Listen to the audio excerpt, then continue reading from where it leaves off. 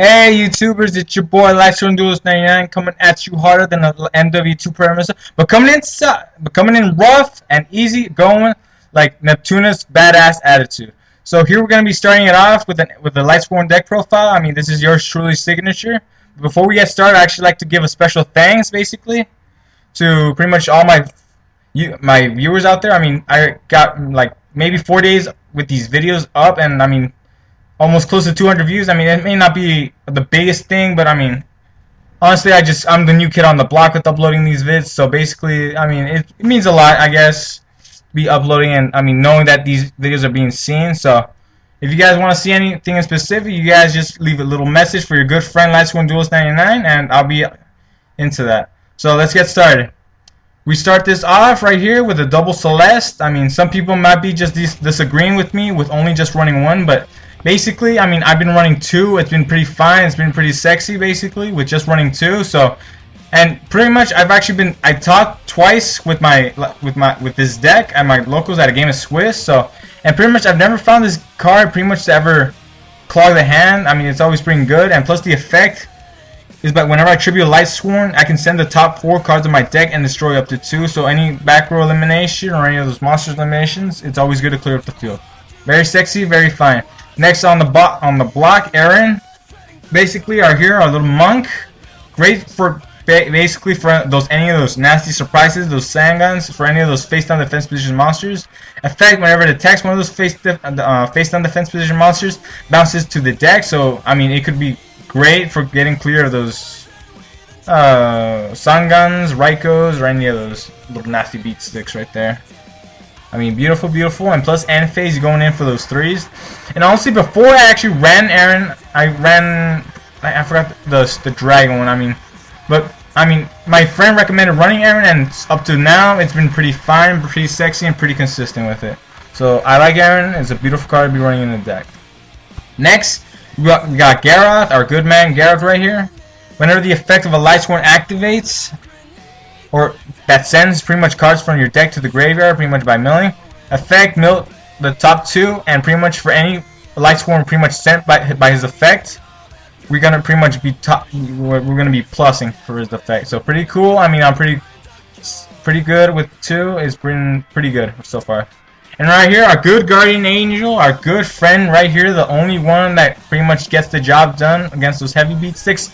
Honest, beautiful card to be running in any light deck, I guess. Honestly, in my concerns, I mean, it's always good to be, whenever any of your light monsters battles any heavy beaters, it's always good to be dropping them during your main phase. Also, you can be returning this card back to your hand, and basically whenever a light monster attacks a monster, you can be dropping it and against its attack. So that's right there, our guardian angel for the deck. And here we go, Jane, pretty standard. I mean, whenever it attacks a monster, it gains during the damage step, and during end phase, we mill out with 2. So pretty standard for a Lightsworn deck. Pretty standard. And right here, one of my favorites, a Judgment Dragon. I mean, basically, guys, I mean, this is the magic and the blood of any Lightsworn deck. I mean, honestly, a Lightswornduelist99 favorite right here. Whenever you have 4 more Lightsworns with different names in your graveyard, you can special summon it, effect, pay 1k, you clear the field. I mean, free of anything that could pretty much be ruining down your game, unless they have some solemn warnings or those bombless. Because goddamn priority, Konami, goddamn priority. But you know, basically right here, beautiful, beautiful. I mean, you can't be running any Lightsworn deck without this one. Next on the block, Lumina, and I know my fellow YouTubers Lumina is that too, but I mean, I've always made the deck to just revolve around just one Lumina. I mean, we could always have a 2-way with 2 Luminas. I mean, I would love that. I mean, but still, I am thinking on running a second Lumina to increase consistency, but I guess for now I'll be showing it off with just one. So effect: once per turn, I can discard 1 card, target a level 4 lower Lightsworns, and special summon it. During the end phase, I dump 3 from my top of my deck by Lumina's effect. I always love comboing Lumina's effect with a Garroth, because I mean, I always start that off beautifully. So that's why she's here, to be just doing her thing. Next on the cutting block, we got our good friend right here, the sorceress, the only magician girl here that can just get rid of those back rows, Lila.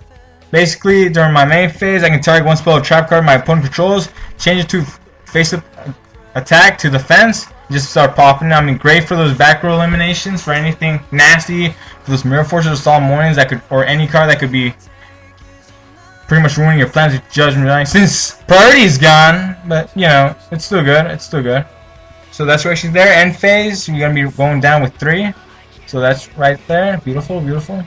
Right here, next on the cutting block, as I said, Necro Gardener. Whenever it's pretty much in the graveyard, and during my opponent's turn, I can pretty much banish it and just negate 1 attack from my opponents. I mean, great for stopping one of those attacks on any of those Lightsworns you still need on the field. So that's right there. That's why it's there. And I mean, pretty standard, I guess, in my opinion. Raikou, flip whenever I can destroy 1 card my opponent controls and mill it with 3. And right here for the main event, Wolf, triple Wolf. Yeah. Some people may disagree with me in running 3, but just to only run 2, because honestly, you could always end up stacked with this card in your hand first turn. But honestly, I mean, without triple Wolves in one of my duels at my locals, I wouldn't have won, because during my end phase, I ended the end phase with Illumina, and I ended up milling a Monster Reborn, and the Bribe, and the Wolf. And he pretty much already had his field pretty much stacked. I don't remember the deck I was doing, but knowing with Wolves, I milled a Wolf and I was able to at least take 1 hit.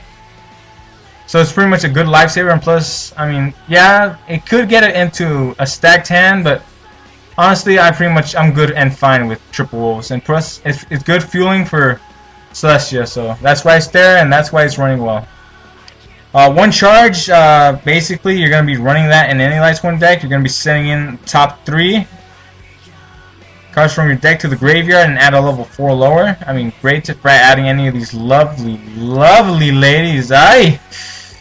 Cards, or I guess guys as well, or Bananimal, but yeah, to your hand to get anything started off. So that's right there. Beautiful, beautiful. And right here, we got ourselves a good Foolish. I mean, you want to dump down a Necro, you want to dump down a Lila, or any card. Say you already have 3 Lightsworns with different names, you need 1 more, that's why Foolish is there. Or when you just want to send in a JD, and you want a Reincarnation because you already have 4. So just for those mutual and everlasting effects on this deck, I guess, if that makes any sense. 1 heavy, I mean, I hate back rows now that the priorities effect's gone. I mean, anything could screw over JD, so that's why it's there. And any staples whoring right there, good to be eliminating any back row. Reborn, basically, I mean, I guess for any of my Lightsworns, if I ever need them on the field right away, I guess that's why there. Triple Reincarnation, obviously that is a must, because obviously you're going to be milling like the devil out in this deck. It's always good to be adding Lightsworns that you need to recycle again for either JD's effect or any of that, or you just want to pick up a JD and just start special summoning. So you run 3, that is a must in this deck. And of course, our good ace, our good friend right here, the Pot of Avarice, or Avarice. I mean, obviously, I'm not the first Lightsworn deck profile I learned to pretty much put this up in the deck into a debate, but I mean, you're gonna want to run this because you're obviously gonna end up milling your whole deck up to the bone. So pretty much, I mean, I'm not the only one who's ever decked out in the match while you're playing Lightsworns, obviously enough. Or am I? Well, main focus to this, you're gonna want to send in 5 monsters basically, and shuffle them into the deck. After that, you +2. So that's why it's there. That's why it's being sexy to me with that time. And right here, we got our good friend Pot of Duality. Good, good, good. I mean, yeah, maybe some of you guys are doubting me with the duality.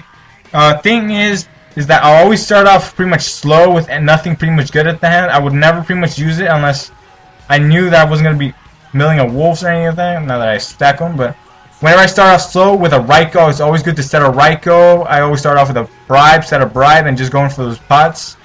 And pretty much start adding cards for a good recipe for a JD.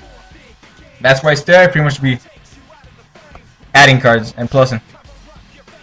Triple Solar Recharge, I mean, that's a must in any Lightsworn deck. I mean, discard 1 Lightsworn, draw 2, and mill 2. I mean, great for those pluses and good for those dumpings. But that doesn't sound weird enough, I guess. Right here, we got a Beckoning. Obviously, I'm going to run 2. I can discard all cards in my hand and then select any number of light monsters equivalent to the number of cards I sent from my hand to the graveyard. I mean, good for recycling of those lights right there. For reuse. Beautiful. Double bribes, I mean, staples, I guess. Pretty standard. Negate the activation. I hate those back rows so much. Obviously, I mean, I belong to a team called Team Luster. We got a good friend there that's called Crimson Saver, and he just likes to stack staples, my friends. I mean, he goes in for a whole 5 back row first turn. I hate the hell out of that. I mean, I hate people start off with a full back row, full 5 back row first turn, obviously. And Mirror Force, I mean, as I said, staples, I guess. Let's go in for that side. I'll side in triple effect dealers for those Dragoonities or or Inzectors. I mean, maybe if you guys are wondering why I don't main deck this, is I always do like my deck. I mean, I always thought a 40 card deck is good balance. So the only time I'll ever pretty much be main decking Village is whenever I go up against those 2 decks. Second of all, we go in for those DD Crows. Obviously, you be setting these against what's it called, Inzectors and Dragoonies, basically. Because honestly, for Dragoonies, they're gonna be wanting their Phalanxes or anything for going for those loops. And for Inzectors, pretty much those Hornets or any of those others that or Ladybug, I think, that they need them. Third on the list, our good friend Shadow Imprisoning Mirror. Doesn't screw my deck over, YouTube. I'm just saying that off the bat. Good for those Inzectors or anything dark related, I guess. You're gonna be screwing those over, and not in the prettiest of ways, I'll be saying. Lastly, and not mostly on the list, Goes in Match. Obviously, doesn't screw my deck over anytime soon, YouTube. Good for those basically wind-ups or heroes, bubble beats, or just miracles, or even your very, very rarely seen macro heroes that I love seeing so much. Obviously, they can't control more than one attribute, and you have to send them all. That's the beautiful thing. You can send them. It does not destroy, so no Stardust or no Starlight. So that's the beautiful part of it. And I'm going in for those extra. I'm going in for a Utopia, obviously. Sometimes I'm gonna be for those Miracle stacks, mill 2 Wolves, and if I don't need a beat stick right away, and they already got heavy beat, I'm gonna be wanting a Utopia for those good stalls until I can get my big boy baddie right here, JD, out on the field. So overlay or for any level 4 we got here for Utopia, for just pretty much for those basically stalls, I guess. So my fellow YouTubers, here you have it, Lightswornduelist99 signature right here, the Lightsworns. I mean, it's one of my favorites. I mean, I've always loved Lightsworns. I mean, I think I've ran them ever since they first came out, I think. So, I mean, it's a personal favorite, honestly. I mean, I've run Sam's as well, if you guys seen the video, but honestly, anytime I would choose Lightsworns over Sam's. I mean, you can synchro up like the devil, honestly, but when you have the power of popping and getting out this rare, magnificent creature, it's nothing else. I mean, and plus I've always pretty much won in occasional matches. I've been able to pretty much stack triple JDs and just bring them all to be down on the dance floor and just start dancing my opponent's life points counter to 0. And okay, and just before I end this video, I don't know if you guys have been wondering this yourselves. Why does Lightswornduelist99 upload anime videos too of Hatsune and Japanese songs? Well, there's only one answer to that. I believe in the philosophy of duality, and that is why duality is one of my favorite cards. Why have one when you could have 2? So, an example, I guess, a guy gives you $1, or you can have $5. Philosophy of duality, why not take both? So, I mean, pretty much I love anime and I love Yu-Gi-Oh! And I could never pretty much decide which one to stick with, so that's why I pretty much stayed with my channel with having both. So, I mean, it's been pretty well, it's been pretty entertaining, so okay guys, so don't forget to comment, rate, subscribe, and if you guys want to see anything particular, anime songs or any deck profiles, you guys can just count on your good friend Lightswornduelist99 to be supporting you guys all the way.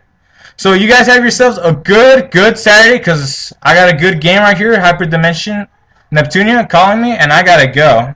So laters guys, and take care.